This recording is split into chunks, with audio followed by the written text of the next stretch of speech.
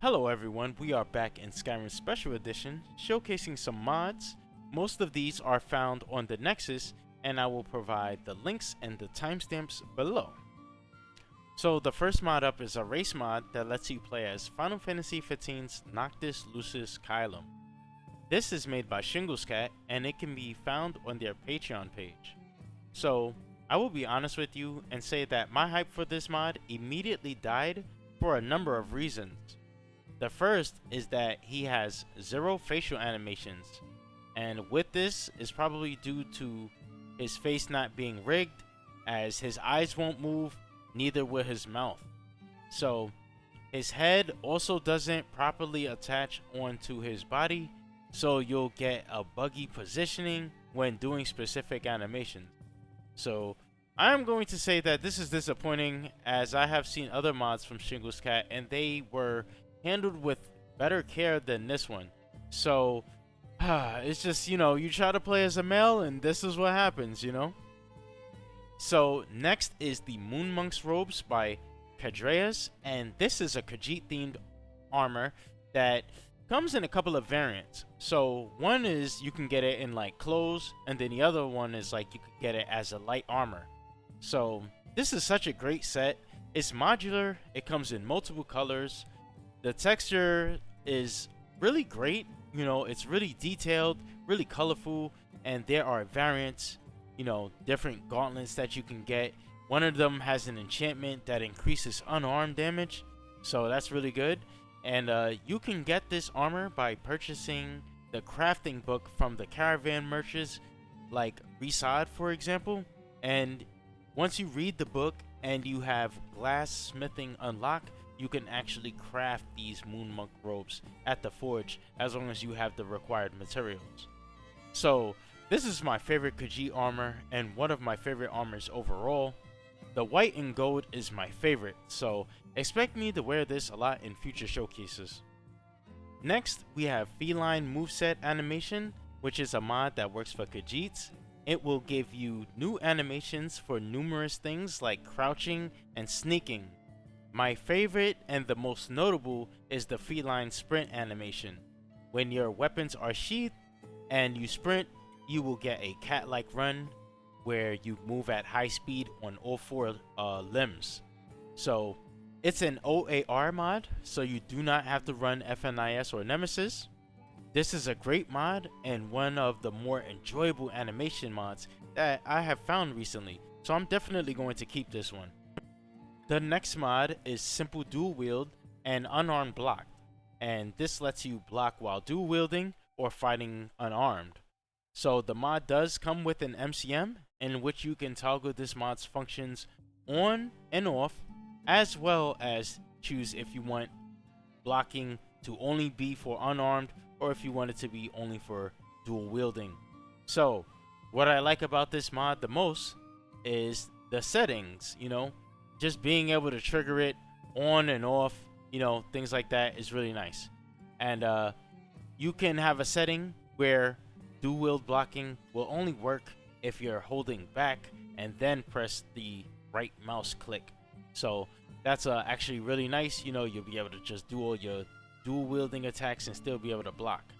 However, what I did not like about this mod was the inability to cancel your dual wielding attacks with a block. So if you're just attacking, whether it be just with the right hand or if you're doing a dual wielding attack, you have to commit to that attack and you cannot, cancel it with a block. So this is basically going to get you hit a lot, and honestly, I can only see this coming to a great use if someone is trying to throw projectiles at you, like an archer with a bow or a spellcaster throwing spells.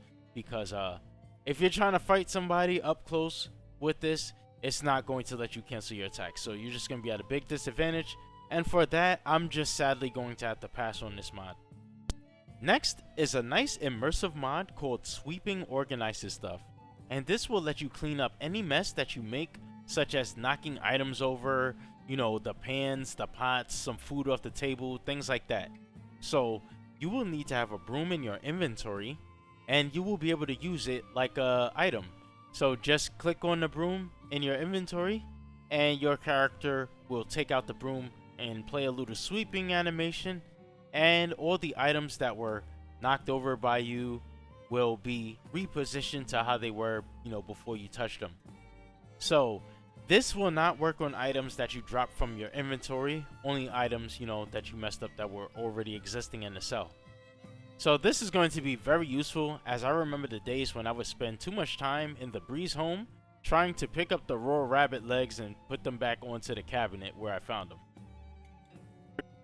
Next, we have the Great Village of Old Hroldan SSE, and it's a overhaul of the small settlement that will remodel the buildings as well as adding some NPCs like settlers and guards.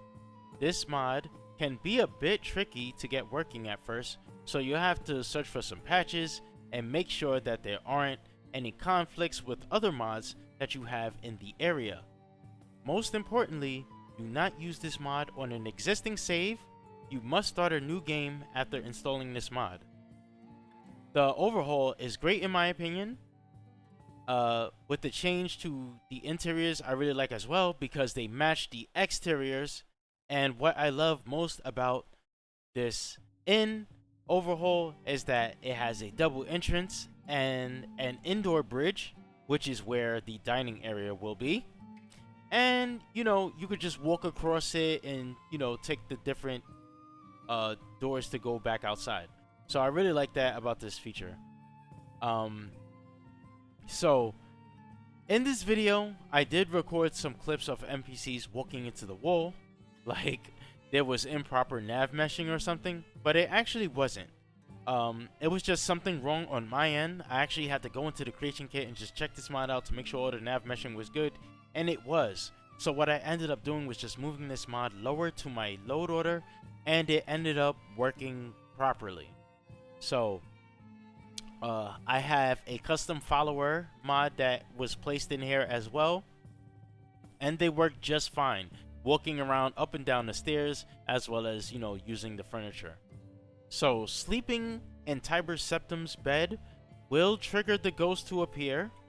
However, I personally did not complete the quest, so I cannot say if there's any problems with it, but I did talk to the ghost and accept the quest to get it to start.